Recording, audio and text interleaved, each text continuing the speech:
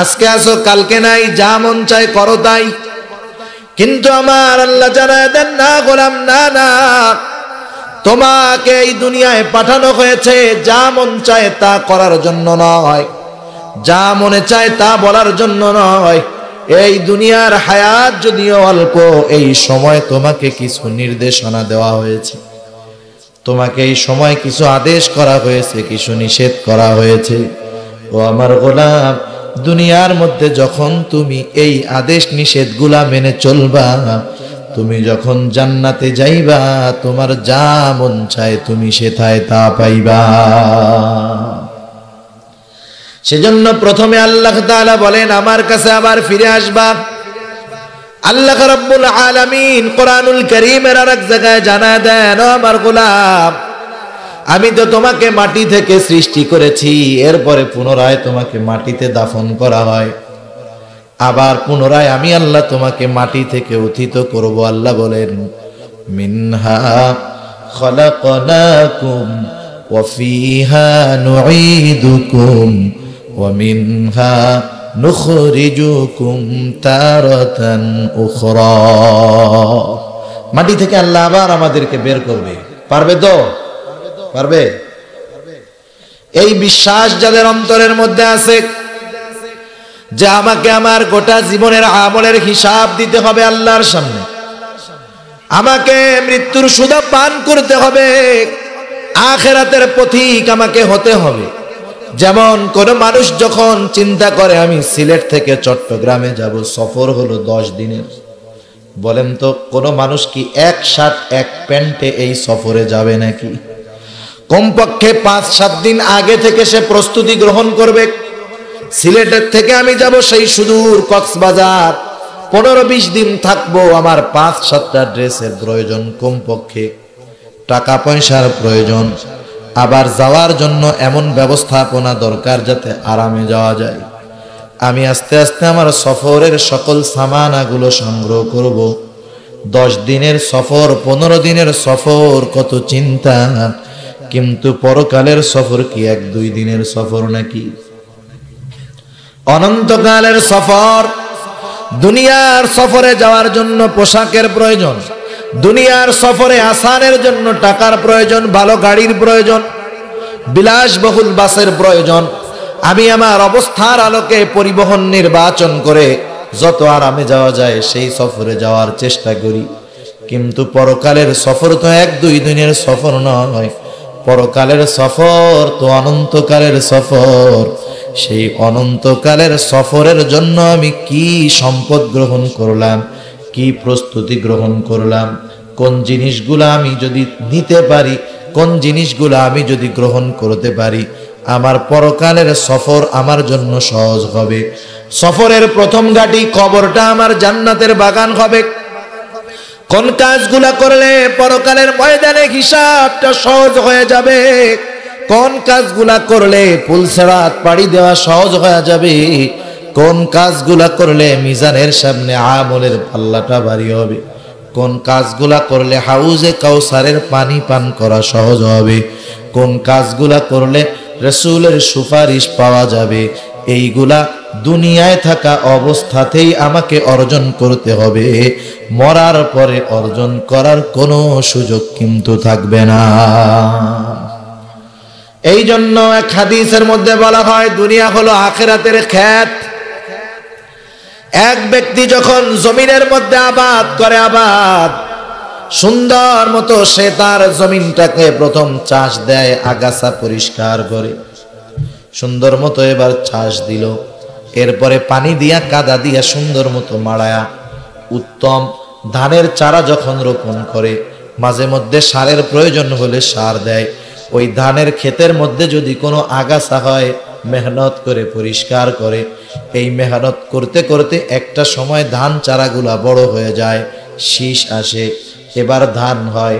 3-4 মাস পরে লোকটা জমিনের মধ্যে যখন আসে, সুন্দর মতো ধানগুলা কেটে বাড়িতে নেয়, দেখে যে তার বাম্পার ফলন, ফসলগুলা খুব সুন্দর হয়েছে, ঠিক কিনা? যদি লোকটা এটা চিন্তা করত,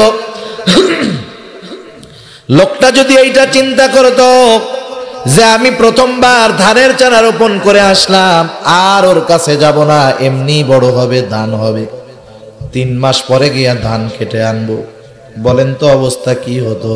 3 মাস পরে ও যখন জমিনের মধ্যে যেত, ওর ধানের চারা খুঁজে পেত না, গোটা জমিনের মধ্যে আগাছা হয়ে যেত, ধানের খবরই থাকতো না। এজন্য এই লোকটা যখন 2-3 মাস মেহনত করছে, ধান সুন্দর হয়েছে, 1 বছর তার ভাতের টেনশন দূর হয়ে গেছে। ঠিক কিনা বলেন? সেই জন্য যেই চাষি সুন্দর মতো চাষাবাদ যত্নের সাথে করে, আবাদ সুন্দরভাবে করে, তার ফসল সুন্দর হয়, বাকি বছরের গোটা বছরের চিন্তা তার দূর হয়। কিছু ফসল বিক্রয় করে অন্যান্য হাজত প্রয়োজনীয়তা পূরণ করে, আর কিছু ফসল সে নিজের খাওয়ার জন্য রাখে। অনুরূপভাবে দুনিয়াটা হলো আখিরাতের চাষাবাদের জায়গা। যেই লোকটা দুনিয়ার মধ্যে যেমন আমলের চাষ করবে, যেমন ঈমানের চাষ করবে, আখিরাতের দিন তার ফলাফল তেমনই সে পেয়ে যাবে। কি চাষাবাদ করছে আল্লাহ তাআলা সব জানায় দিবে। ঠিক কিনা বলেন? আল্লাহ তাআলা প্রত্যেকের কাছে তার দুনিয়ার আমলের, দুনিয়ার চাষাবাদের বিস্তারিত ডিটেইলস আল্লাহ দিয়ে দিবে। প্রত্যেকের কাছে প্রত্যেকের দুনিয়ার আমলের আমলনামা পৌঁছায়া যাবে। আল্লাহ তাআলা প্রত্যেকের কাছে তার আমলনামা পৌঁছায়া দিবে। শুধু তাই নয়, প্রতিটা মানুষ আমলনামা যেই ভাষায় লেখা হোক না কেন, প্রতিটা মানুষ সেই আমলনামা পড়ার যোগ্যতাও পেয়ে যাবে। এই যোগ্যতাটা দিয়ে দিবে কে? কত সুন্দর আধুনিক প্রযুক্তি আমাদেরকে বিষয়টা বোঝার জন্য সহজ করে দিল। কয়েকদিন আগে একটা সফটওয়্যার দেখলাম, সেখানের মধ্যে লেখা, সফটওয়্যার একটা ক্যামেরার সফটওয়্যার, ক্যামেরার মাধ্যমে ভয়েস চেঞ্জ হয়ে যাবে, ল্যাঙ্গুয়েজ চেঞ্জ হয়ে যাবে। আপনি একটা বাংলা ভাষায় লেখা এটার ছবি তুলবেন, আপনি এটাকে কনভার্ট করতে চান চায়না ভাষায়, আপনি দেবেন বেঙ্গলি টু চাইনিজ। ছবি তোলার সাথে সাথে ছবিটাকে স্ক্যান করে মুহূর্তের ভিতরে চায়না ভাষায় ওই লেখাটা স্ক্রিনের মধ্যে চলে আসবে। আপনি যদি চান চাইনিজ ভাষাটা বোঝার জন্য কি লেখা আছে চাইনিজ ভাষায়, চাইনিজ ভাষার ছবিটা তুলবেন, স্ক্যানিং করার পরে এর ভিতরে চায়না লেখাটা স্ক্রিনের মধ্যে বাংলা ভাষায় চলে আসবে। এই যে প্রযুক্তি এত উৎকর্ষতা পেল, কার দয়ায়? আওয়াজ দিয়া বলেন। এই বুদ্ধি দিয়েছে কে? যেই আল্লাহ মানুষকে এমন বুদ্ধি দিল, সেই আল্লাহ যদি চায় আমার বান্দা আমলনামা যেই ভাষায় লেখা হোক ও পড়তে পারবে, আল্লাহ তাআলা সেটা করতে পারবে। তো আল্লাহ তাআলা আমলনামা প্রত্যেকের কাছে পৌঁছায় দিয়া বলবে, ইকরা কিতাবাকা কাফা বিনাফসিকাল ইয়াউমা আলাইকা হাসিবা। আল্লাহ তাআলা বলবে, পড়ো তোমার আমলনামা, পড়ো তোমার আমলনামা, তোমার হিসাব নেওয়ার জন্য তুমি আজকে নিজেই যথেষ্ট। কারণ আমলনামার মধ্যে লেখা থাকবে কোন দিন, কোন সময়, কোন জায়গায়, কোন পদ্ধতিতে কি আমলটা করছো, সেটা নেক আমল নাকি বদ আমল। অপর প্রান্তে লেখা থাকবে করছো নেক আমল, সওয়াব এতগুলা। আবার লেখা থাকবে করছো এই সময়, এই দিন, এই গোনার কাজ, গোনা এতগুলা। মানুষ বাজার করে আনার পরে লেখে না, কলা 50 টাকা, আলু 60 টাকা, পেঁয়াজ 80 টাকা। এবার নিচে যোগ দেয় যে সর্বমোট 350 টাকার বাজার হয়েছে। ঠিক না? ওই রকম হিসাব থাকবে। যেমন প্রতিষ্ঠানের হিসাব হয়, 2টা খাত থাকে মূলত হিসাবের, একটা হলো আয় আর একটা হলো ব্যয়। যখন আয়ের খাতে লেখে যাকাত থেকে এত টাকা, সাধারণ দান এত টাকা, ধান কালেকশন এত টাকা, এবার নিচে যোগ দেয় 1,55,000। আর এক পাশে লেখে ব্যয়, লেখে যে মাদ্রাসার ওস্তাদদের বেতন এত টাকা, কারেন্ট বিল এত টাকা, ছাত্রদের খোরাকি বাবদ এত টাকা। ব্যয় হলো 2,50,000, আয় 1,50,000, ব্যয় হলো 2,50,000। ঘাটতি কত? 1 লাখ। কত ঘাটতি? 1 লক্ষ টাকা ঘাটতি। হিসাবের পরে বোঝা যায় যে মাদ্রাসার আয়ে বা প্রতিষ্ঠানের আয়ে উদ্ধৃত কিছু আছে নাকি প্রতিষ্ঠান ঋণ আছে। অনুরূপভাবে আমলনামার মধ্যেও এরকম থাকবে এত নেকির কাজ করছো, এতগুলা নেকি পাইছো, নেক আমলের কারণে এত নেকি, বদ আমলের কারণে এত গুনাহ, হিসাবগুলা থাকবে। প্রত্যেকটা মানুষ আমলনামা দেখে অবাক হয়ে যাবে, বলবে মালি হাযাল কিতাব লা ইউগাদিরু সগীরাতান ওয়ালা কাবীরাতান ইল্লা আহসাহা। মানুষের অবাক হয়ে বলবে মালি হাযাল কিতাব, হায় রে এটা কেমন কিতাব, একটা ক্ষুদ্র গুনাহও বাদ যায় নাই, একটা ক্ষুদ্র নেকির কাজও আল্লাহ ছেড়ে দিবে না। আমি যেই কথাগুলা বলি, যেই কাজগুলা করি, সব কথা কর্ম আল্লাহ তাআলা রেকর্ড করায়। আমার আপনার কথাগুলা সব সংরক্ষিত আছে। দুনিয়ার মধ্যে যত কথা আমি বলেছি, আমাদের অতীতের মানুষেরা বলেছে, ভবিষ্যতের মানুষেরা বলবে, সব কথাগুলা বাতাসের মধ্যে আছে না নাই? কারণ আপনি আপনার আত্মীয় স্বজনের সাথে লন্ডনে ফোন দিয়া কথা বলেন, এই কথাগুলা মোবাইলের মাধ্যমে যখন যায়, ওই প্রান্তে যিনি আছেন হুবহু আপনার কণ্ঠটাই তো শুনে নাকি? ফোন রিসিভ করার সাথে সাথে আপনার কণ্ঠ পরিচিত, সে সাথে সাথে বলে অমুক নাকি, কি খবর, ভালো আছোনি, ঠিক না? যেই কথা বলি হুবহু শব্দটাই ওই জায়গায় যায়, আমার ভয়েসটাই ওখানে চলে যায়। এই যে যায় কিসের মাধ্যমে যায়? মূলত যায় বাতাসের মাধ্যমে। বাতাসে জানি কথাটারে উল্টা পাল্টা না বানায় ফেলে, এই জন্য হলো নেটওয়ার্কিং সিস্টেম, এক পথে নিয়ে যায় কথাটা। কতজন হয়তো এখানে লাইভ দিতেছে, লাইভ আমি বসে আছি এইখানে কথা বলতেছি, হয়তো সুদূর আমেরিকা থেকে আমাকে হুবহু দেখতেছে, আমার কথা শুনতেছে। এটা কিন্তু তারের মাধ্যমে না, যাচ্ছে নেটওয়ার্ক আর বাতাসের মাধ্যমে, ঠিক কিনা বলেন? এই কথাগুলা সব বাতাসের মধ্যে আছে, শুধুমাত্র সংরক্ষণ আছে তা নয়। আল্লাহ তাআলা বলেন, ও আমার গোলাম, তোমার প্রতিটা শব্দ, প্রতিটা কথা রেকর্ড করা আছে, বাতাসের মধ্যেও আছে।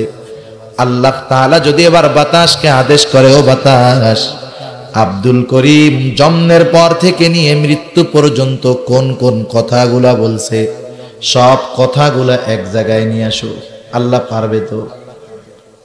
কত সুন্দর সিস্টেম। গুগলের মধ্যে পৃথিবীর সব কিছু আছে, আপনি শুধু সার্চ দিবেন কি দেখতে চান, সাথে সাথে গুগল সব কিছুর মধ্য থেকে কয়েক সেকেন্ডের মধ্যে আপনার সামনে ওই জিনিসগুলা নিয়ে আসবে, ঠিক না? এই বুদ্ধিগুলা কে দিল, জোরে বলেন? যে আল্লাহ এমন বুদ্ধি দিলেন, সেই আল্লাহ যদি চায় আমার কথাগুলা বাতাসের মধ্য থেকে আলাদা করতে পারবেন তো? সেজন্য আল্লাহ বলেন সব কথাগুলা সংরক্ষিত হচ্ছে। আল্লাহ বলেন মা ইয়ালফিযু মিন কাওলিন ইল্লা লাদাইহি রাকীবুন আতীদ। সব কথাগুলো আল্লাহ তাআলা রেকর্ড করতেছেন। শুধু তাই নয়, প্রতিটা মানুষের কাছে দুইজন ফেরেশতা আল্লাহ রেখে দিয়েছে। একজনের নাম হলো কিরামান, আর একজনের নাম হলো কাতিবিন। আল্লাহ তাআলা পবিত্র কোরআনুল কারীমের মধ্যে বলেন কিরামান কাতিবিনা ইয়ালামুনা মা তাফআলুন।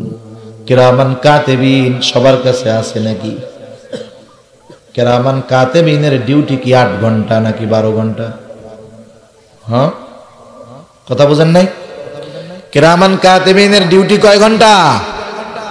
12 ঘন্টা, 8 ঘন্টা। কোন পর্যন্ত থাকবে?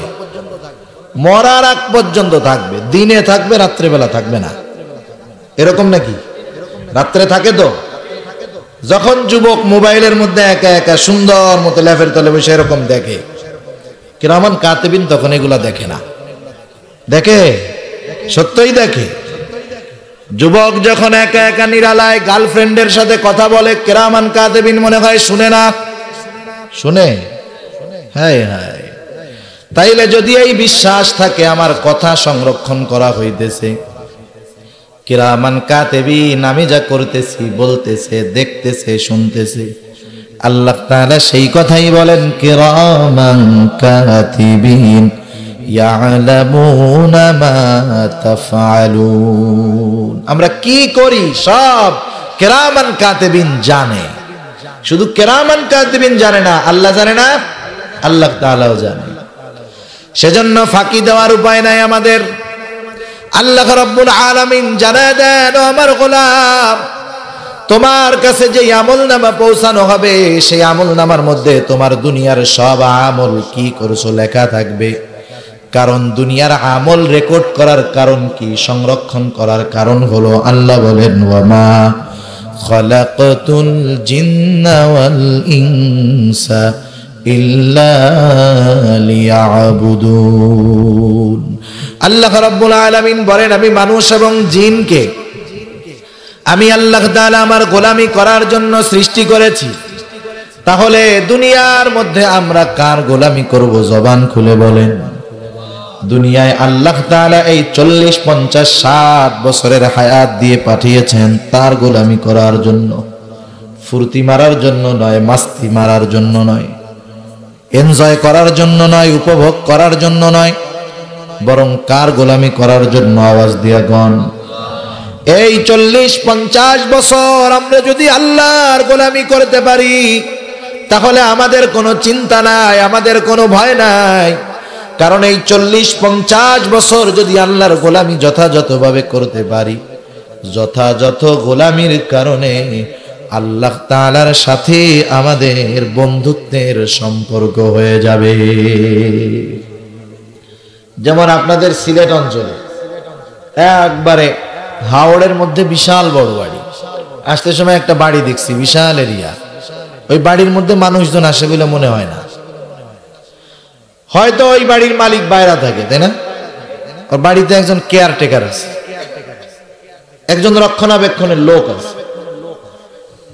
এত বিশাল বড় বাড়ি, দামি দামি ফার্নিচার, দামি দামি খাট, হয়তো অনেকের বাড়ি আবার গরু আছে, অনেক কিছু আছে।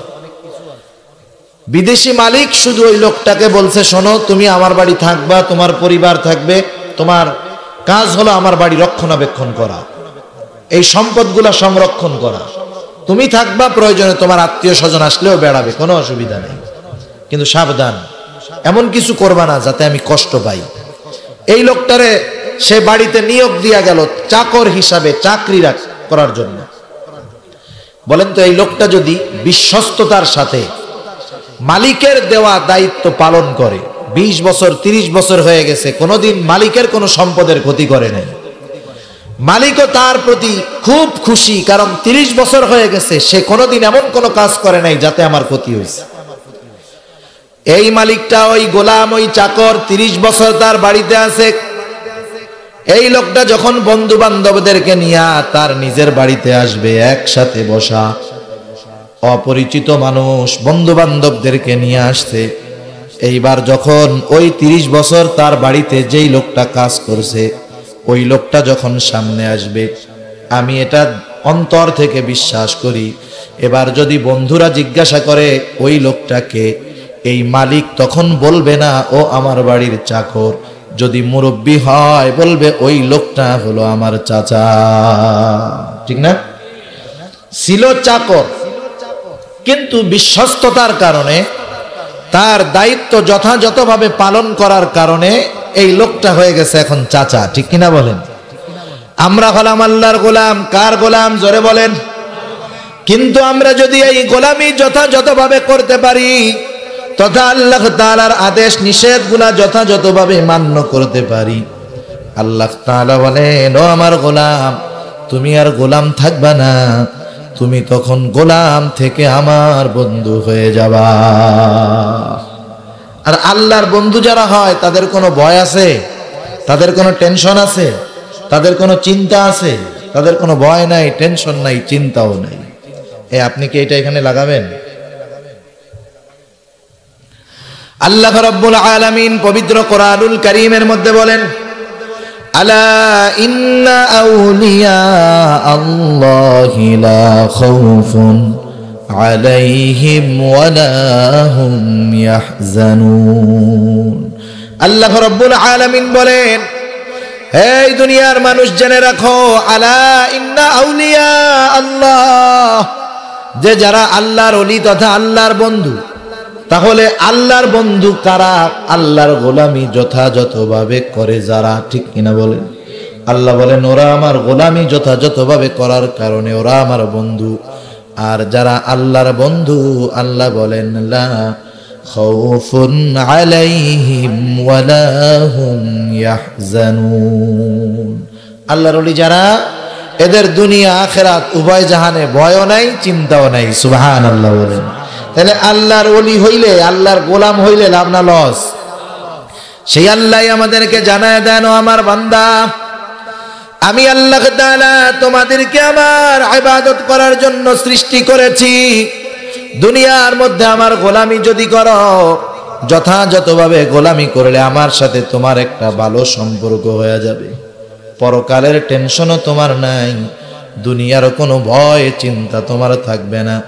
কারণ আপনাদের এলাকার এমপি সাহেব যিনি, বলেন তো কমপক্ষে এই এরিয়ার মধ্যে এমপির আত্মীয়র কোনো ভয় আছে নাকি? কেউ ঠেকাইলেই বলে এমপি সাহেব আমার ভাই, এমপি সাহেব আমার চাচা, এমপি সাহেবের ছেলে আমার বন্ধু, এরকম বলে না অনেক সময়? দুনিয়ার একজন ক্ষমতাধরের সাথে কোনো মতে পরিচয় পাইলেই কত সুন্দরভাবে পরিচয়টাকে প্রেজেন্ট করে, চিন্তা ভয় দূর করে। আর যেই মানুষগুলা আল্লাহর গোলাম, তার তো কোনো চিন্তা থাকতে পারে না। এমনি একজন পিয়ন, পিয়ন একটা পদ, আমি এই পদটাকে খাটো করার জন্য বলতেছি না, বোঝানোর জন্য বলতেছি। পিয়ন হলো সরকারি গেজেটে মনে হয় 4 ক্লাস কর্মচারী, 4র্থ শ্রেণীর কর্মচারী। একজন পিয়ন, অফিস পিয়ন, সাধারণ একটা অফিসের পিয়ন আর প্রধানমন্ত্রীর অফিসের পিয়ন, এই দুইটা কি সমান? প্রাইম মিনিস্টারের অফিসের যে পিয়ন, ওর পাওয়ার প্রায় মন্ত্রীর কাছাকাছি, ঠিক কিনা বলেন? ও আস্তে আস্তে প্রধানমন্ত্রীর কানে কানে মন্ত্রীর বিরুদ্ধেও লাগাই দিতে পারবে। যদিও দুইজনের পদ এক, কিন্তু পাওয়ার এক না, ওর পাওয়ার একটু বেশি। একটা বাড়ির কাজের মানুষ, বুয়া, ঘর মুছার লোক, সে আর প্রধানমন্ত্রীর বাসার কাজের বুয়া সেম নাকি? প্রধানমন্ত্রীর কাজের বুয়া তো ও মিনি প্রাইম মিনিস্টার, ঠিক না? ওর পাওয়ার আর এর পাওয়ার এক হবে না। সেই জন্য সব গোলাম সমান নয়। দুনিয়ার মানুষের গোলাম একরকম, আল্লাহর গোলাম আর একরকম। কারণ আল্লাহর গোলামি করলে আল্লাহ তাআলা গোটা দুনিয়ার মানুষের সামনে তাদের মাথা উঁচু করে দেয়। আর কেউ যদি কোনো মানুষের গোলাম হয়ে যায়, ওই ব্যক্তির মাথা মানুষের সামনে নত হয়ে যায়। সেজন্য আল্লাহ বলে, বান্দা, আমার ইবাদত করার জন্য তোমাদের সৃষ্টি করেছি, কিন্তু আমার দাসত্ব করলে, আমার ইবাদত করলে আমি আল্লাহ তোমাদের সম্মান বাড়ায়া দিব। দুনিয়ায়ও ভয় নাই, টেনশন নাই, আখিরাতেও ভয় নাই, তোমাদের কোনো চিন্তা নাই। কারণ মুমিন মানুষ যারা, ইমানদার যারা, এই মানুষগুলা পরকালের চিন্তা বেশি করে। তারা চিন্তা করে আমি তো মরে যাব, মারা যাওয়ার পরে আমার কি অবস্থা হবে, আমার আমলের অবস্থা কি, আমার তো অনেক সওয়াব নাই, গুনাহ তো কম করি নাই। এই চিন্তাগুলা মুমিন বান্দাদের অন্তরে বেশি থাকে, এজন্য তারা চিন্তিত থাকে বেশি। আল্লাহ বলে তুমি চিন্তা করো না, দুনিয়ার মধ্যে আমি আল্লাহর গোলামি করছো, আর পরকালে আমি আল্লাহর পক্ষ থেকে সাহায্য পাবা না, এটা হতে পারে না। সেই জন্য মুমিন বান্দার ভয় থাকার পরেও তার নিশ্চয়তা আল্লাহ তাআলা দিয়েছেন। আর রাসূলুল্লাহ সাল্লাল্লাহু আলাইহি ওয়াসাল্লাম জানায় দিয়েছেন কোন কাজ করলে আল্লাহর গোলামি করতে আমাদের সহজ হবে। নবী আমার বলেন, আকসিরু যিকরা হাযিমিল লাযযাত, বেশি বেশি ওই জিনিসের স্মরণ করো যে জিনিস সকল স্বাদকে বিনষ্ট করে দেয়। দুনিয়ার মাস্তি, দুনিয়ার মজা, দুনিয়ার ফুর্তি সব কিছু নষ্ট করে দিতে পারে মৃত্যু, ঠিক কিনা বলেন? মনে করেন একটা বিবাহ বাড়ি, শত শত মানুষ আসছে, আগামীকাল মেয়েটার বিবাহ, শত শত মানুষ, 500 মানুষ বাড়ির মধ্যে, কি আনন্দ। সিলেট চট্টগ্রামের বিবাহের কথা তো আর নাই বা বললাম, আনন্দের ঠেলায় অস্থির। কমিউনিটি সেন্টারে আয়োজন তো আছে, বাড়ির মধ্যে আর এক মহা আয়োজন। আগামীকাল মেয়েটার বিবাহ হবে, সব আত্মীয় স্বজন হাজির। লন্ডন থেকে সব আত্মীয় চলে আসছে, আমেরিকা থেকে সব আত্মীয় চলে আসছে, কত আনন্দ। আর যদি ফ্যামিলিটা একটু বদদিন হয়, গান বাজনা ডেক সেট নাচানাচি আছে না নাই? ঢাকার থেকে শিল্পী নিয়ে আসছে গান গাওয়ানোর জন্য, শত শত মানুষের আয়োজন, সবার মনে খুশি, সবার মনে আনন্দ। হঠাৎ করে এই ফুর্তির মধ্যে একজন এসে খবর দিল, হায় রে দুঃসংবাদ, কি হইছে? এবার ওই লোকটা বলতেছে, তোমরা আনন্দ করতেছো, আর যার বিবাহ আগামীকাল সে তো স্ট্রোক করে মরে যাওয়ার মতো অবস্থা। বলেন তো, ওই বাড়ির মধ্যে যদি 1000 লোকও থাকে, একটা মানুষেরও কি তখন আনন্দ থাকবে নাকি? মর লোকে আনন্দ নষ্ট হইল কার? দেখুন, আরেকজনের মৃত্যু আমার আনন্দকে নষ্ট করে দেয়। যেই মাইক দিয়া একটু আগে গান চলতেছিল, আরেকজন বলবে তুই যা কোরআন শরীফ পড়া শুরু কর, ঠিক না? একটু আগে ছিল গান, এখন কি বলবে? যে কোরআন শরীফ পড়া শুরু কর। মুহূর্তের ভিতরে পুরা সিন চেঞ্জ। একটা মৃত্যুর খবর গোটা পরিবেশকে উল্টায়া দিল। সেই মৃত্যু প্রত্যেকের হবে কি হবে না? যুবকের মনে হয় হবে না, শিশু মনে হয় মরে না। মৃত্যু প্রত্যেকের কাছেই আসবে, কোন সময় আসবে, কোন ক্ষণে আসবে কেউ জানে না, কিন্তু মৃত্যু যে আসবে এটা সুনিশ্চিত। সময়টা, স্থানটা নির্ধারণ করে রাখছে কে?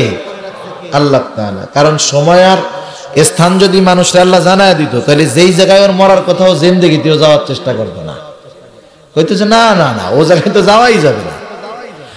আবার যেই সময় মরার টাইম, মনে করেন ওর মৃত্যুর টাইম হলো জানুয়ারির 16 তারিখ বিকাল 4টার সময়, ও 3:30টার সময় অজু টজু কইরা তাওবাতিল্লাহ কইরা ও পুরা সুবিশা হয়ে যেত। আল্লাহ সেই সিস্টেম রাখেন নাই। আবার এমন সিস্টেমও রাখেন নাই যে বৃদ্ধ আগে মরবে, যুবক পরে মরবে, বালক মরবেই না, এরকম সিস্টেম আল্লাহ রাখেন নাই। একবারে নাবালকও মরে, পেটের মধ্যেও মরে, হওয়ার পরেও মরে, 1 বছর বয়সেও মরে, 10 বছরেও মরে। দাদা আগে মরে, ছেলে পরে মরে, সন্তান আগে মরে, বাবা পরে মরে, আছে না নাই? কিন্তু প্রতিটা মানুষের মৃত্যুর সময় নির্ধারণ করা আছে, এটা আল্লাহ জানে। দুনিয়ার কেউ এই সময়টা জানে না। আল্লাহ তাআলা বলেন, সেই সময়টা যখন আসবে, মানুষ সুস্থ হোক আর অসুস্থ হোক, বৃদ্ধ হোক আর যুবক হোক, বালক হোক আর কিশোর হোক, এটা দেখার সময় নাই। মৃত্যু আসার সাথে সাথেই তাকে মরতেই হবে। সুস্থ মানুষ, যুবক, ফিগার টিগার সব ভালো, মুহূর্তের ভিতরে বুকে ব্যথা উঠছে, 3 মিনিটের মধ্যে লাশ হয় কি হয় না? সেজন্য আল্লাহ তাআলা বলেন, ফাইযা জাআ আজালুহুম লা ইস্তাখিরুনা সাআতাও ওয়া লা ইস্তাকদিমুন। প্রত্যেকটা মানুষের জন্য নির্ধারিত সময় আছে, যেই সময় সে মরবে।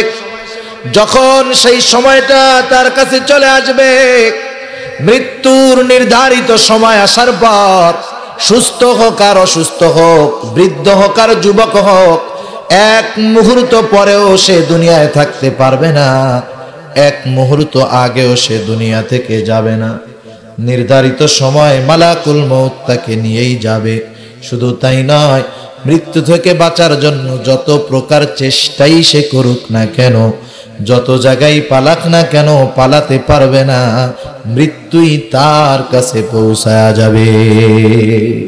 আল্লাহ তাআলা বলেন, কুল ইন্নাল মাউতাল্লাযী তাফিরুনা মিনহু ফাইন্নাহু মুলাকীকুম সুম্মা তুরাদ্দুনা ইলা আলিমিল গায়বি ওয়াশ-শাহাদাতি ফায়ুনাব্বিউকুম বিমা কুনতুম তা'মালুন। আল্লাহ তাআলা বলেন, নবীকে আপনি বলে দিন, ইন্নাল মাউত আল্লাযী তাফিরুনা মিনহু ফাইন্নাহু মুলাকীকুম। মাউত, যার থেকে তোমরা পলায়ন করো। কোন মানুষ কিন্তু মৃত্যুকে পছন্দ করে না, মৃত্যু থেকে সবাই বাঁচতে যায়। আল্লাযী তাফিরুনা মিনহু, যার থেকে তোমরা পলায়ন করো, ফাইন্নাহু মুলাকীকুম, অবশ্যই সেই মৃত্যু তোমাদের সাথে সাক্ষাৎ করবে। কত সেফটির জায়গা তুমি পালাবা। দুনিয়ার মধ্যে অনেক সেফটি জায়গা আছে, অনেক সেফটি গাড়ি আছে, অনেক সেফটি পোশাক আছে। যেমন অনেক গাড়ি আছে বুলেট প্রুফ গাড়ি, এমনও গাড়ি আছে রকেট লঞ্চার মারলেও সেটা ভাঙবে না। এমন পোশাক আছে বুলেট প্রুফ পোশাক, পরলে গায়ে গুলি লাগবে না। বলেন তো দুনিয়ার মধ্যে মৌত প্রুফ কোনো পোশাক আছে নাকি? মৃত্যু প্রুফ কোনো পোশাক নাই। কোন মানুষ যদি এমন জায়গাও পালায় যেখানে বাতাস ঢোকার কোনো জায়গা নাই, একবারে চুল পরিমাণও ছিদ্র নাই, সেই জায়গাও মালাকুল মউত পৌঁছাতে পারবে কি পারবে না? আল্লাহ তাআলা বলেন আইনামা তাকুনু ইউদরিকুমুল মাউত ওয়ালাউ কুনতুম ফি বুরুজিম মুশাইয়াদা। তুমি যদি সুদৃঢ় দুর্গের ভিতরেও পালায়ন করো, যেই জায়গায় তুমি পালাও না কেন, মৃত্যু তোমার কাছে যাবে, পৌঁছায়া যাবে। ইউদরিকুমুল মাউত, মাউত তোমার কাছে পালাবে। কোথায় তুমি পালাইবা? ওয়ালাউ কুনতুম ফি বুরুজিম মুশাইয়াদা, তুমি যদি সুদৃঢ় মজবুত দুর্গের ভিতরেও পালায়ন করো, মৃত্যু সেইখানে গিয়া উপস্থিত হয়ে যাবে। সবার থেকে পালানো যাইতে পারে, মৃত্যুর থেকে পালানো যাবে? পালানো যাবে। সেই মৃত্যু আমাদের প্রত্যেকের হবে, কিন্তু মৃত্যু হবে সবার, কিন্তু সবার সেম কোয়ালিটির মরণ হবে না। কেউ তো মরবে ঈমানবিহীন, কেউ তো মরবে ঈমানের সাথে। কারো মৃত্যু হবে শাহাদাতের মৃত্যু, কারো মৃত্যু হবে কুফুরের উপর, কারো মৃত্যু হবে কষ্টের উপর, কারো মৃত্যু হবে আসানের সাথে। প্রত্যেকটা মানুষকে সেই জন্য নবী আমার এই মৃত্যুর কথা বেশি বেশি স্মরণ করার কথা বলেন। কারণ অধিক মৃত্যুর স্মরণ মানুষকে গুনার কাছ থেকে বাঁচায়, অধিক মৃত্যুর স্মরণ মানুষকে আল্লাহর দিকে ধাবিত করে।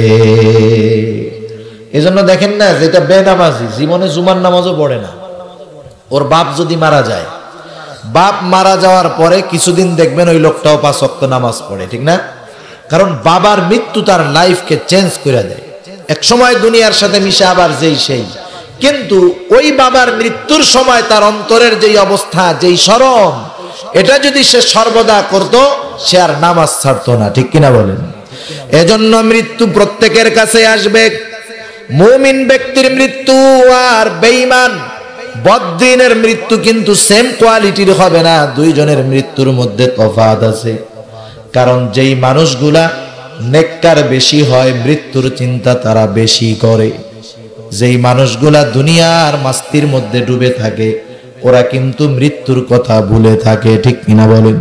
এজন্য দেখবেন আমাদের সমাজে যেই মুরব্বীরা আছে, নামাজ কালাম ঠিক মতো পড়ে, এদেরকে যখন জিজ্ঞাসা করা হয়, মুরব্বী আপনার বয়স হয়ে গেছে 70 বছর, দাড়িগুলা পেকে গেছে, চুলগুলা পেকে গেছে, দাঁত পড়ে গেছে, চামড়াগুলা ঘুচিয়ে গেছে, দৃষ্টিশক্তি কমে গেছে, এখন আপনার আর কি চাওয়া, কি আশা? অধিকাংশ দিনদার মানুষের জবাব হলো, এখন আর দুনিয়ার কোনো কিছু চাওয়ার নাই। এখন আল্লাহ তাআলার কাছে একটা জিনিস চাই, যেন আল্লাহ রব্বুল আলামিন ঈমানের সাথে আমার মৃত্যুটা দেয়, ঠিক না? আর যেই বেটা দুনিয়াদার, ও যতই বৃদ্ধ হোক না কেন, ওই বৃদ্ধ মানুষটাও চিন্তা করে দুনিয়ার মধ্যে আর কিছুদিন থেকে আর কিছু সম্পদ যদি উপার্জন করা যাইতো ভালো হইতো, ঠিক না? দেখেন এ দুইজনেই বৃদ্ধ, কিন্তু দিনদারের চিন্তা একরকম, দুনিয়াদারের চিন্তা আর এক রকম। আল্লাহ তাআলার গোলাম ওই দিনদার বৃদ্ধ, আল্লাহ তাআলা ওই দিনদারের ব্যাপারে সুসংবাদ জানায় দেন। আল্লাহ তাআলা বলেন, ও আমার গোলাম, সারাটা জীবন আমার গোলামি করলা, মৃত্যুর চিন্তা করো, তোমার কোনো টেনশন নাই, চিন্তা নাই। কারণ প্রতিটা মানুষের মৃত্যুর সময় শয়তান তার সর্বোচ্চ শক্তি দিয়া তাকে বেঈমান বানানোর চেষ্টা করে। কারণ শয়তানের মিশন হলো মানব জাতিকে পাপের দিকে ঠেলে জাহান্নামের বাসিন্দা বানায় দেওয়া। এটা হলো শয়তানের মিশন। এই জন্য শয়তান চায় মানুষগুলাকে মৃত্যুর সময় বেঈমান বানায়া দুনিয়া থেকে বিদায় করার এই অপচেষ্টা শয়তান করে। এই চিন্তাটাই মুমিনরা করে না জানি মৃত্যুর সময় শয়তানের ধোঁকায় পড়ে ঈমানটা হারায় বসি। এই ভয় মুমিনের মধ্যে কাজ করে। আর আল্লাহ তাআলা সেই মুমিনদেরকে জানায় দেন, আল্লাহ বলেন, ইন্নাল্লাযীনা ক্বালু রাব্বুনাল্লাহ সুম্মা ইসতাকামু তাতানাজ্জালু আলাইহিমুল মালায়েকা আল্লা তাখাফু ওয়া লা তাহজানু ওয়া আবশিরু বিল জান্নাতিল্লাতী কুনতুম তুআদুন। আল্লাহ রাব্বুল আলামিন বলেন, নিশ্চয়ই যারা বলে আমাদের রব হলো আল্লাহ, আমাদের রব কে? আরো জোরে বলেন না রব কে? আরো জোরে বলেন আমাদের রব কে? আল্লাহ তাআলা বলেন, যারা বলে আমাদের রব হলো আল্লাহ, শুধু আল্লাহকে রব বলে মুখ দিয়া এমনটা নয়, আল্লাহকে রব বলার পরে রবের সব আদেশ নিষেধগুলা মান্য করে। রব যেটা করতে বলেছে সেটা করে, রব যেটা বারণ করেছে নিষেধ করেছে সেটা থেকে বিরত থাকে। তথা আল্লাহকে রব বলার পরে প্রতিটা মানুষের উপরে কিছু আদেশ নিষেধ আছে না নাই? মনে করেন আপনি একটা প্রতিষ্ঠানে ভর্তি হইলেন, একটা প্রতিষ্ঠানে ভর্তি হওয়ার পরে প্রতিষ্ঠানের কিছু পার্সোনাল ল আছে, প্রাতিষ্ঠানিক কিছু আইন আছে। আপনি ভর্তি হওয়ার সাথে সাথে প্রতিষ্ঠানের ওই আইনগুলা মানতে বাধ্য, ঠিক কিনা? যদি না মানেন, প্রতিষ্ঠান থেকে রুলস থাকবে যে আমাদের প্রতিষ্ঠানের আইনগুলা যদি কেউ অমান্য করে তাহলে তাকে এখান থেকে বহিষ্কার করার অধিকার প্রতিষ্ঠান রাখে, কর্তৃপক্ষ রাখে। আর যদি সে প্রতিষ্ঠানের সব আইন কানুন মেনে চলে তাহলে তাকে পুরস্কৃত করা হবে। অনুরূপভাবে আমরা যখন বলি আল্লাহ আমার রব, এই কথা যখন মুখে বলি অন্তরে স্বীকার করি তখন কিছু কর্ম চলে আসে, ঠিক কিনা বলেন? কর্মগুলা হলো রবের আদেশ নিষেধ মান্য করা। আল্লাহ তাআলা বলেন, যেই মানুষগুলা আমি আল্লাহকে রব বলে স্বীকার করবার পর ইস্তেকামতের উপরে থাকে, দৃঢ়তার উপরে থাকে, জীবনে যত বাধা আসুক না কেন, কষ্ট আসুক না কেন, আমি রবের আদেশ নিষেধ থেকে কখনো সে বিচ্যুত হয় না। রবের আদেশ মানতে গিয়া কষ্ট হলেও মানে, রবের নিষেধ মানতে গিয়া কষ্ট হলেও সেই নিষেধ থেকে বিরত থাকে। এইভাবে এই মানুষগুলা যখন মরণাপন্ন অবস্থায় চলে যায়, কারণ এই মানুষগুলা তো চিন্তা করে ঈমান নিয়ে মরতে পারবো কিনা। আল্লাহ তাআলা বলেন, ও আমার গোলাম, সারাটা জীবন আমাকে রব মানলি, সারাটা জীবন আমার গোলামি করলি, মরার সময় শয়তান ধোঁকা দিয়া তোকে বেঈমান বানায় দিবে। তুই এই চিন্তা করিস না, তোর জন্য আমি আল্লাহ আসমান হতে সেনাবাহিনী পাঠায়া দিব। আল্লাহ রাব্বুল আলামিন বলেন, তাতানাজ্জালু আলাইহিমুল মালায়েকা, আল্লাহ তাআলা ওই লোকের কাছে আসমান হতে ফেরেশতার বাহিনী পাঠায়া দেয়। শয়তানের বাহিনীও হাজির হয়, আল্লাহ তাআলার বাহিনীও চলে আসে। ওই ফেরেশতারা এসে মুমূর্ষ ব্যক্তির কাছে বলতে থাকে, আল্লাহ তাখাফু ওয়া লা তাহজানু। তারা এসে বলে, আল্লাহর বান্দা তুমি ভয়ও পেও না, চিন্তাও করো না, তোমার দুনিয়ায়ও ভয় নাই, আখিরাতেও ভয় নাই। দুনিয়ায় চিন্তা নাই, আখিরাতেও চিন্তা নাই। তুমি তো আল্লাহর গোলাম, তুমি তো আল্লাহর বন্ধু। শয়তান ধোঁকা দিয়া তোমাকে বেঈমান বানাতে তো পারবেই না। বরং শুনে নাও আল্লাহর পক্ষ থেকে তোমার জন্য কি সুসংবাদ। আল্লাহ বলেন, ওয়া আবশিরু বিল জান্নাহ। ওই মুমূর্ষ ব্যক্তির কাছে আল্লাহ তাআলার পক্ষ থেকে ফেরেশতারা জান্নাতের সুসংবাদ পৌঁছায়া দেয়। যার মৃত্যু নিশ্চিত, সে যদি ঈমানদার হয় তার কাছে জান্নাতের সুসংবাদ আল্লাহ পাঠায়া দেয়। সুবহানাল্লাহ। জান্নাতের সুসংবাদ, সুসংবাদ মানুষ, সংবাদ মানুষ অনেক মাধ্যমে পায়। অনেক মাধ্যমে পাওয়া যায় না? যেমন মনে করেন আপনি এই জায়গায় বসে আছেন, রাস্তার অপর প্রান্তে আপনি দেখলেন হঠাৎ করে অনেক কালো ধোঁয়া উঠছে। এই কালো ধোঁয়া আপনাকে কিসের সংবাদ দিবে? যে নিচে আগুন ধরছে, ঠিক না? এই সংবাদ পাবেন আপনি। আবার মনে করেন আপনি এক বন্ধুর বাসায় বেড়াতে গেছেন, আপনার খুব পছন্দের খাবার হলো বিরিয়ানি। বিরিয়ানি চিনেন তো? বিরিয়ানি বিরিয়ানি রান্না করলে একটা স্মেল আসে, গন্ধ আসে না? খুব মজার গ্রান।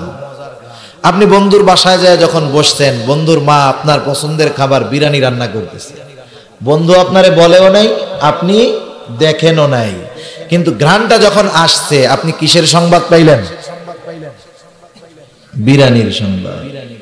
তার মানে দেখার মাধ্যমেও সুসংবাদ পাওয়া যায়, ঘ্রাণের মাধ্যমেও সুসংবাদ পাওয়া যায়, অনুভূতির মাধ্যমেও সংবাদ পাওয়া যায়। যেমন একটা মানুষ অন্ধ, চোখে দেখে না, আপনি যখন ঠান্ডা কিছু তার গায়ের সাথে লাগাবেন সে ঠান্ডা অনুভব করবে, গরম কিছু লাগাইলে গরম অনুভব করবে। সে পঞ্চ ইন্দ্রিয়র মাধ্যমেও সে সংবাদ পেতে পারে, সেটা সুসংবাদ হোক আর খারাপ সংবাদ হোক।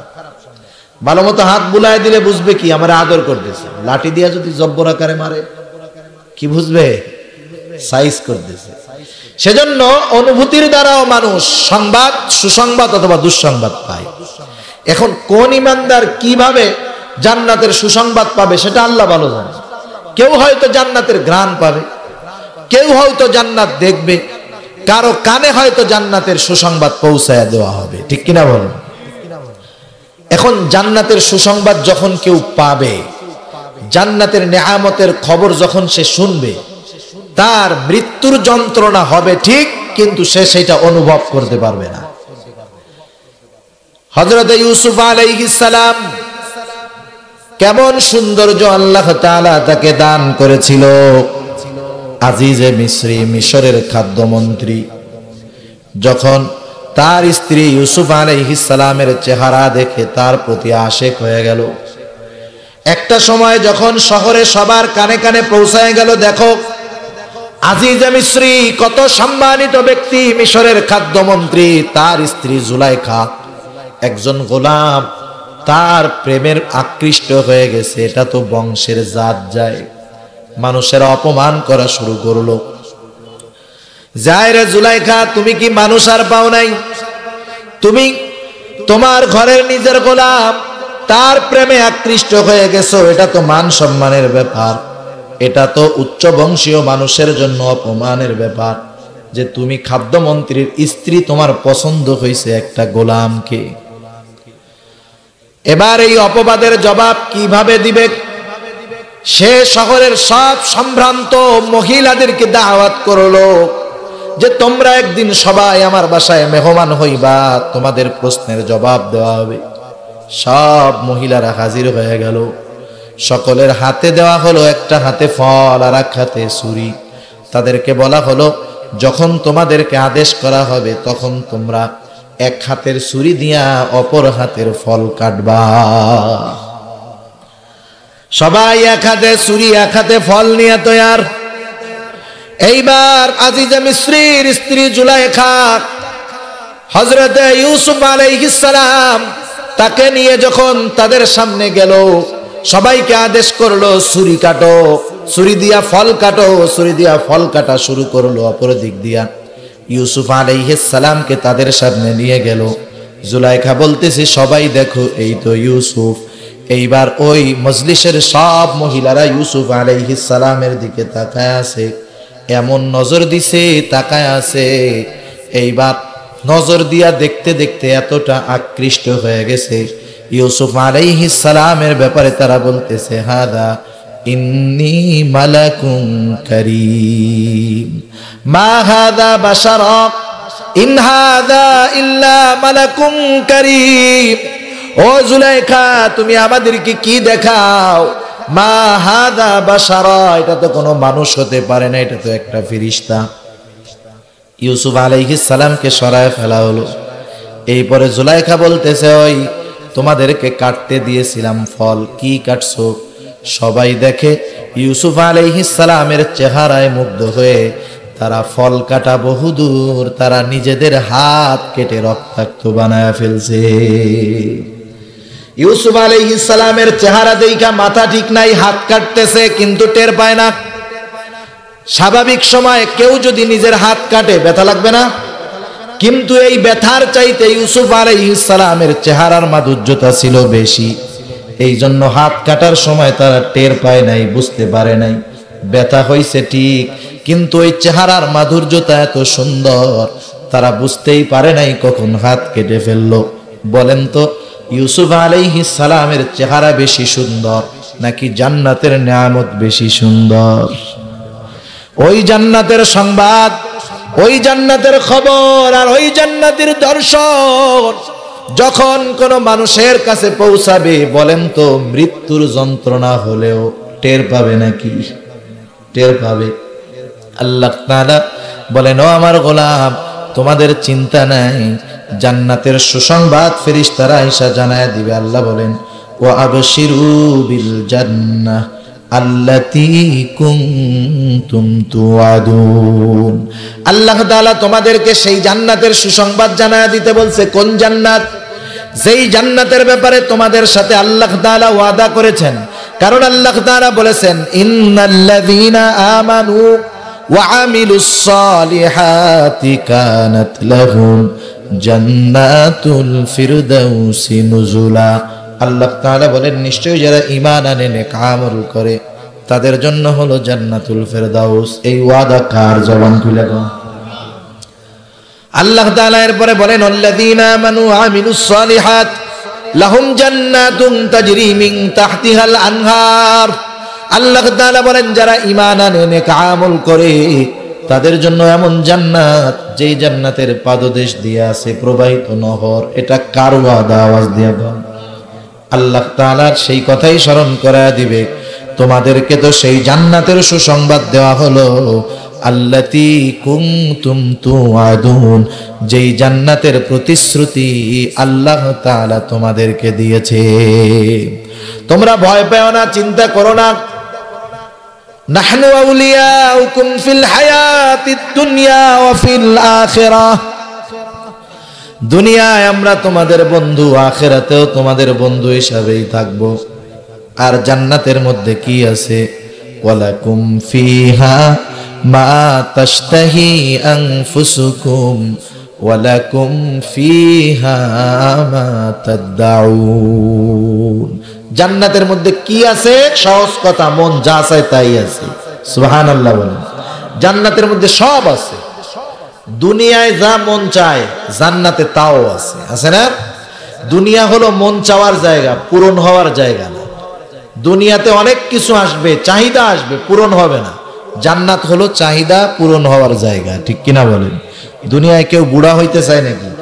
কোন মানুষ চায় যে আমি বুড়া হব? দুনিয়ায় কেউ চায় না যে বুড়া হবো। সেজন্য কত সময় সেলুনে গিয়া দেখবেন বুড়া মানুষ 60 বছর বয়স, সেলুনের নাপিতের কাছে গিয়া বলে, ওই কালা কলপটা এমন ভাবে মারবি যেন 35 বছরের যুবকের মতো মনে হয়, ঠিক না? বুড়া মানুষ যুবক হইতে চায়, কেউ বুড়া হইতে চায় না। দুনিয়ার মধ্যে সবাই চায় সুন্দরী বিবি থাকবে, তার সুন্দর স্ত্রী থাকবে, কিন্তু দুনিয়ার মধ্যে হয় না। অনেক সময় মন চায় সুন্দর, কিন্তু ভাগ্যক্রম হয়ে গেছে কালা, ঠিক না? দুনিয়ায় চায় মন, কিন্তু দুনিয়ায় পূরণ হবে না। দুনিয়ায় পূরণ হবে না, পূরণ হবে জান্নাতে, ঠিক কিনা বলেন? সেজন্য দুনিয়ায় মানুষ চায় যে আমি সুস্থ থাকতে চাই, অসুস্থ হব না। কিন্তু দুনিয়ায় সম্ভব অসুস্থ না হয়ে থাকা? একটু খাবারে উল্টাপাল্টা হইলে পেটের মধ্যে মারামারি, একটু গোসল ঠান্ডায় উল্টাপাল্টা হইলে নাক দিয়া একবারে রস ধরা শুরু হয়ে যায়। কত রকমের ঝামেলা। অসুস্থ হইতেই হয়। প্রতিটা সুস্থ মানুষই প্রত্যেকটা অবস্থায় কোনো না কোনো ভাবে অসুস্থ থাকে। কেউ বলতে পারবে না যে আমি পরিপূর্ণ সুস্থ। দুনিয়ায় চায় সবাই সুস্থ থাকতে, মন চায়, কিন্তু দুনিয়ায় সম্ভব? আল্লাহ বলে জান্নাতে সম্ভব। কারণ কি? ওয়ালাকুম ফিহা মা তাশতাহি আনফুসুকুম। জান্নাতের মধ্যে তোমার মন যা চায় সব আছে। সুবহানাল্লাহ। সেজন্য এই মৃত্যুর মাধ্যমে আমাদেরকে আখিরাতের পথের প্রতীক বানায় দেওয়া হবে। একথাই আল্লাহ তাআলা বলেন, ওয়াত্তাকু ইয়াওমান তুরজাউনা ফীহি ইলাল্লাহ। তোমরা সেই দিনকে ভয় করো যেদিন তোমাদেরকে আল্লাহর দিকে ফিরিয়ে নেওয়া হবে। আল্লাহর দিকে ফিরে যাওয়ার মাধ্যম দুনিয়া থেকে যেটা, সেটার নাম হলো মৃত্যু, ঠিক কিনা বলেন? সেই মৃত্যুকে তোমরা ভয় করো। পরকালে আল্লাহর দিকে ফিরতে হবে, এই বিষয়টাকে তোমরা ভয় করো। এরপরে আল্লাহ বলেন, কেন তোমাদেরকে আল্লাহর দিকে ফিরায় নেওয়া হবে? সুম্মা তুওয়াফা কুল্লু নাফসিম মা কাসাবাত, এরপরে প্রতিটা মানুষকে তার দুনিয়ার কর্মফল অনুযায়ী পরিপূর্ণ প্রতিদান প্রদান করা হবে। আল্লাহ রাব্বুল আলামিন পবিত্র কোরআনুল কারীমের আরেক জায়গায় বলেন, কুল্লু নাফসিন যায়িকাতুল মাউত, প্রতিটি প্রাণকে মৃত্যুর স্বাদ আস্বাদন করতেই হবে। কেন এই মৃত্যু? আল্লাহ বলেন, ওয়া ইন্নামা তুওয়াফাউনা উজুরাকুম ইয়াউমাল কিয়ামাহ, কারণ কিয়ামতের দিন তাকে পরিপূর্ণ প্রতিদান প্রদান করা হবে দুনিয়ার আমল অনুসারে। কেউ যদি বদ আমল করে কিয়ামতের দিন তাকে জান্নাতি করা হবে না, কিয়ামতের দিন ওই বদ আমলের প্রতিদান তাকে দেওয়া হবে। কেউ যদি নেক আমল করে নেক আমলের প্রতিদান দেওয়া হবে।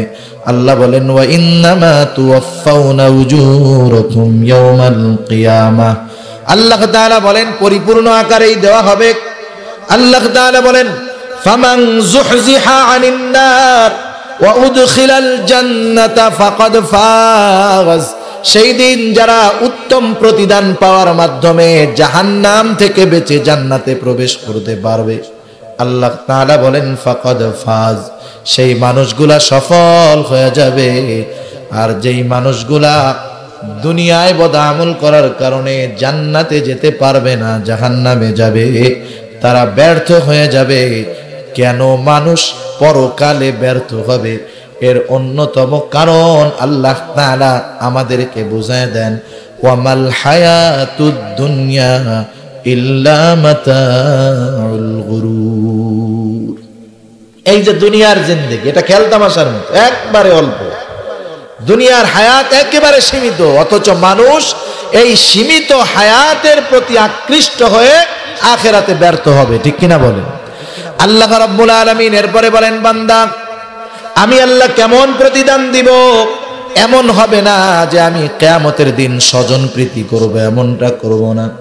আল্লাহ তাআলা বলেন, ওয়াহুম লা ইউযলামুন, এবং যেই মানুষগুলার প্রতিদান দেওয়া হবে তারা বিন্দু পরিমাণ অত্যাচারিত হবে না, তাদের প্রতি বিন্দু পরিমাণ জুলুম করা হবে না।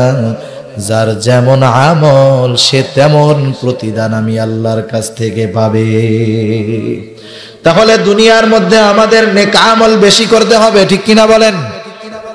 নেক আমল বেশি করতে পারবো তার অন্যতম সিস্টেম হলো মৃত্যুকে যে বেশি বেশি স্মরণ করবে নেক আমল তার বেশি বেশি হবে। ঠিক কিনা?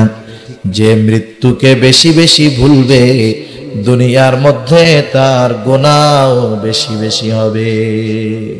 এজন্য নবীর আদেশ মানব, মৃত্যুর কথা বেশি বেশি স্মরণ করব, কমপক্ষে দৈনিক 20 বার। কয়বার? কারণ নবী আমার জানায় দিয়েছেন, আকসিরু যিকরা হাদিমিল লাযযাত, তোমরা এমন জিনিসের স্মরণ বেশি বেশি স্মরণ করো যেটা সব ফুর্তিকে নষ্ট করে দেয়, সব মজাকে বিনষ্ট করে দেয়। এটার নাম হলো মৃত্যু। আল্লাহর নবী বলেন, মৃত্যুর কথা বেশি বেশি স্মরণ করো। আর আমরা যদি মৃত্যুর কথা বেশি বেশি স্মরণ করতে পারি, নেক আমলের সংখ্যা হবে বেশি, গুনার সংখ্যা হবে কম। আল্লাহ তাআলা আমাদের সবাইকে বেশি বেশি মৃত্যুর কথা স্মরণ করার তৌফিক দান করুন।